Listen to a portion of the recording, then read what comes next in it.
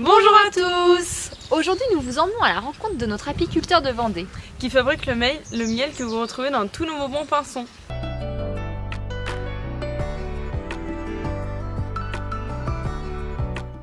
Bonjour, Merci de nous accueillir aujourd'hui. c'est un plaisir. Est-ce que vous pouvez nous expliquer un petit peu votre exploitation, ce que vous faites? Oui, tout à fait. Donc, je suis apiculteur installé depuis 18 ans, bientôt 19.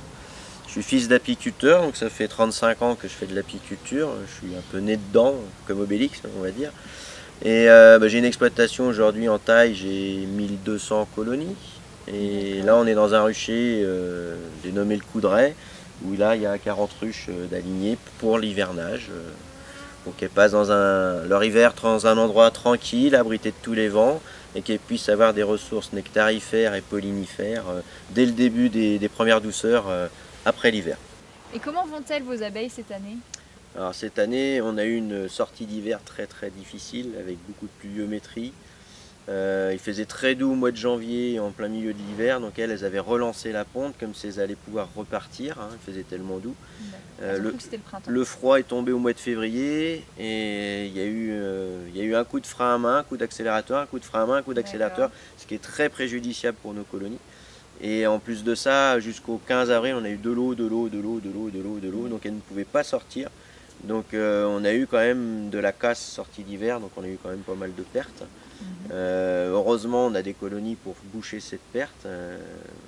Malgré tout, on fait notre travail, mais c'est pas agréable. Par contre, depuis le 15 mai, on a un temps qui est magnifique, on peut pas le nier.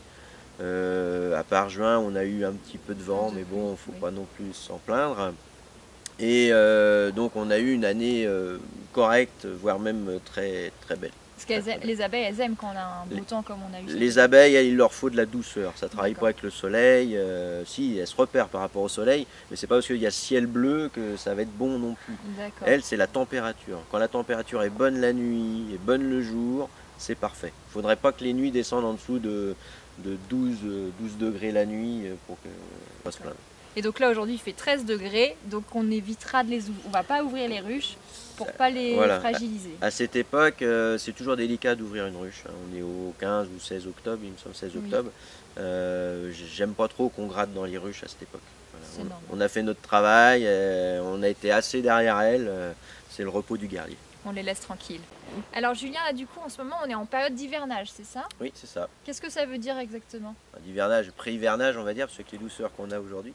Donc ça constitue, nous en tant qu'apiculteurs, à faire un check-up complet de la ruche. On va contrôler son état sanitaire, c'est bien en forme, si la reine est valable, et ensuite si les provisions vont pouvoir permettre à la colonie de passer l'hiver. Donc c'est tout un travail de suivi. Et après on réduit les entrées pour éviter que les petits rongeurs puissent rentrer à l'intérieur pour manger l'intérieur de la ruche. Et après on les laisse tranquilles tout l'hiver. Et qu'est-ce qu'elles font elles pendant ce temps-là en fait? Alors elles là actuellement, avec les douceurs qu'on connaît, elles arrivent à trouver quelques ressources pollinifères, nectarifères un petit peu moindres. Donc elles sont en train de faire les dernières abeilles avec leurs reines qui vont permettre à la colonie de passer l'hiver. Parce que les abeilles qui passent l'hiver, elles vont vivre 4 mois. 4-5 mois, sauf que les abeilles en saison, elles vivent 3 semaines. Pourquoi? Elles ont ce qui est normal. L'hiver, il faut bien qu'elles puissent passer toute cette mauvaise période pour elles, pour permettre à la colonie de relancer, permettre à la reine de relancer la ponte pour qu'il y ait une jeune génération qui arrive, qui permette de remplacer les abeilles d'hiver pour repartir. Donc c'est des abeilles qui sont beaucoup plus grasses, avec un corps adipeux beaucoup plus fort, pour pouvoir passer l'hiver, parce que c'est un peu comme les ours, il faut bien qu'elles emmagasinent de la force pour pouvoir passer l'hiver. Et tout à l'heure vous nous expliquiez qu'elles se mettent entre elles, c'est ça? Oui, elles se mettent en grappe, c'est-à-dire que quand les températures commencent à baisser, elles se mettent comme une boule, on appelle ça une grappe dans notre jargon, et elles se maintiennent au chaud et elles s'échangent les nourritures de langue en langue pour pouvoir permettre de nourrir tout ce petit monde au sein de la colonie. D'accord, très bien. Et après, du coup, ce miel, on peut le récolter à quel moment? Alors ça, ce miel-là, c'est pour elles. Moi, je n'y touche pas, c'est leur provision, c'est leur grenier. Voilà. D'accord. Et moi, je commence à produire du miel enfin pour elles, à partir du mois d'avril, on va dire sur toutes les fleurs de printemps, les fruitiers, le pissenlit, le saule. Et ensuite, il y a toutes les crucifères, les navettes dans les jardins. Et donc là, nous, en tant qu'apiculteurs, on va commencer à récolter le miel, on va dire, première quinzaine de mai. Qui sont les principaux prédateurs de nos abeilles? Alors, il y a des prédateurs visibles, hein, comme on peut tous l'entendre, il y a le frelon asiatique, le frelon commun aussi, il ne faut pas l'oublier. Hein. Notre frelon d'Europe, il mange des abeilles. Donc là, qu'est-ce qu'on peut faire? Pas grand-chose à part piéger les reines qui vont construire le futur nid de la saison. Donc il faudrait piéger dès les premières douceurs, février-mars, avec un piège tout simple, une bouteille à l'envers, pour piéger ces futures fondatrices, parce qu'une fondatrice de morte, c'est un nid en moins. D'accord. Donc après, on a des prédateurs, on va dire, qui ne sont pas non plus très, très virulents. On va avoir la fouine, le blaireau, qui peuvent gratter une ruche, manger l'intérieur en période hivernale. Donc après, il va y avoir le prédateur environnemental, si on peut le dire. Hein. Donc au maximum, préserver les haies, les rendre les plus pérennes possibles. Les haies? Les haies de bord de champ.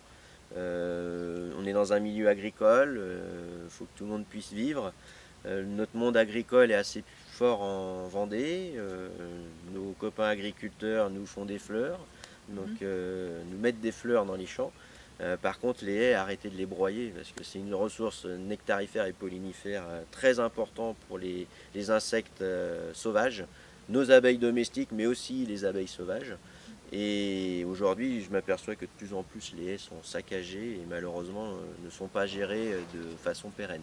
D'accord. Alors ça, premier élément. Après, bien sûr, il y a tout ce qu'on peut entendre, ce qui est pesticides. Donc aujourd'hui, le monde agricole a quand même bien compris que les pesticides, c'était pas bon pour nos abeilles. Donc au maximum, ils le font. Ils pulvérisent quand il y a nécessité, le soir ou la nuit, ou à la tombée de la nuit, mais pour éviter tout contact avec les abeilles. Parce que les abeilles, elles sortent plus le jour. Elles sortent le jour, elles se repèrent par rapport au soleil. Si le soleil est couché, elles ne peuvent pas bouger.